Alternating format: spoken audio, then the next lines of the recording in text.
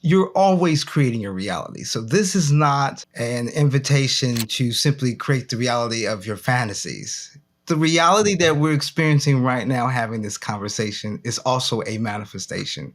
I think a lot of times when we get into this new thought around, your thoughts create your reality, we're thinking of it purely in terms of, manifesting the most optimal experience that you can have, how to find the love of your dreams, how to manifest wealth, how to, change the world for the better. And those are great ambitions. But the idea behind a grand unification theory around consciousness is that it doesn't just work for the good things. It works for the bad. If this theory is true, it would explain not only the best of the life experience, it would explain the worst. So I don't want the audience to get into the idea that there's something you have to do in order to start manifesting. Is really to understand how you're manifesting right now. Your thoughts have created your reality. And this is not to say that we don't have issues of subjugation, because we are energetic beings and there is a hierarchy of energies working in the universe. We're subject to things like gravity. We're subject to things like the social economic system of, the humanity at this point. All of the energies that are coming together are really compounding thoughts. So it's not just your thoughts create reality, our thoughts create reality. So once you have that understanding, the idea now is to focus your thoughts and align them with your actions so that you can start to persuade your higher intelligence, start to persuade the mechanisms that you're using to create thoughts every day and to create reality every day to more accurately create the reality that you envision. There's two main principles to tapping into this. The first is to be in complete alignment with yourself. What does that mean? It means that whatever your thought process is, whatever the reality that you're trying to manifest, you have to be in alignment with it. It's not about how noble the idea is, it's about how certain it is. Certainty is a concept discussed in the book. It's the power to determine action unrestrained by ambiguity.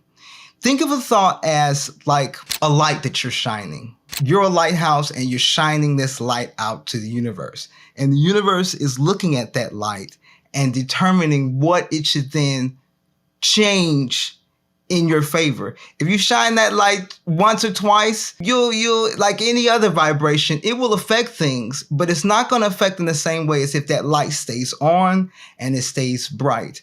So when you see people who aren't the most noble, but they seem to be getting all the things they want, notice how consistent and strong they are in their ideas. Notice how consistent and strong they are in their certainty that this is my reality. Even if it contradicts what other people are saying, they tend to stay steadfast in the reality that they want to manifest, and they continually feed themselves the thoughts around that.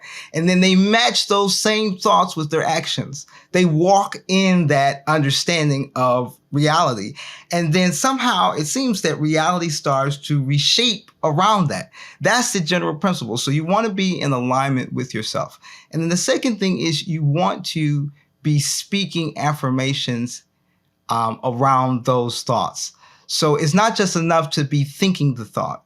You have to hear the thought. You have to live the thought. You have to embody the thought, because we're multidimensional beings. We can multitask. We a lot of times we're distracted this way and that way. And when you're sending out multiple signals, it's like sending out a bunch of ripples into a pond, or if you want to use the analogy of a radio signal, constantly changing the channel, you're going to muddy the experience. So you've got to be sending it out and you've got to be receiving it in. And through that process, you will begin to manifest. The certainty of your thoughts will be directly proportional to the level of manifestation that you're able to achieve. And just to bring that back full circle, think about the experience that we're having now. I saw your podcast on the YouTube and I was like, this is a great guy. I love the questions that he's asking. I think we would really vibe. Okay, that was a thought that I had. It followed up with a message, and then here we are. So, Yeah. it's something sort of mundane, but we manifested this. Think about, when people go out and they pick a particular career choice, or they get into a relationship, or whatever the case might be. Those are all manifestations that begin with thoughts. And when you're certain enough, hey, I'm going to ask them out, or hey, I'm going to go to school for this, I'm just going to apply for the job. Like the boldness, the certainty to go for it is part of the manifestation process that creates, what your reality is. How do people, and how should people deal then with fear that blocks certainty, that gets in the way, anxiety, fear, and other things? What to do about this then? Okay, so fear is a evolutionary response to danger, or the perception of danger. So remember, we talked about perception as the measure of reality. The interesting thing about perception being the measure of reality, whatever reality is to you, it's that thing. There's a part of the logic of consciousness that says, as perception is the measure of it, reality is always exactly what it seems, though all that it seems is not all that it is. There's more beyond the veil of countless sensations seeking claim to our consciousness. So if you're operating in fear, you're manifesting this thing that you're afraid of, even if it's just internally. It may not be an ultimate reality, but it is a relative reality. To overcome your fears, you're going to have to change your perception of the thing that you're afraid of. Now, that could come through knowledge and study, that could come through experience, and it could just come through mustering the will to face this thing head on. There's a saying that danger is real, but fear is a choice. And I think because we as human beings have such a visceral, emotional connection to things like fear and anxiety, the energy of it being in our being sort of solidifies itself to the point that we think it's involuntary, that I don't have a choice but to be afraid. You do have a choice. You don't have to be afraid. That doesn't mean that the thing that you're concerned about doesn't have a true basis in reality. It simply means you don't have to embody a subjugation to that thing. Because vibrations work on the principle of the greatest certainty will prevail. If you're in fear, you're doing the work for this adversarial force or entity or situation for it. Let it do that part. You get into your mind space where you say, okay, hey, I have this thing that I'm concerned about, but I'm not going to be afraid of it. And I think, if we get deeper into the laws of consciousness, when you're able to break reality down and discern things on a step-by-step basis, you can overcome fear also through logic. There's a great value to emotional intuition and emotional sensitivity to things, but that's just one intelligence within yourself. You have a higher intelligence, you have the faculties of your mind to be able to say, okay, yes, this thing is what I think it is, but what else is it? What more can I gather from this that might inform me that I really don't have to be as afraid as I think? I've been through various challenges throughout my personal life.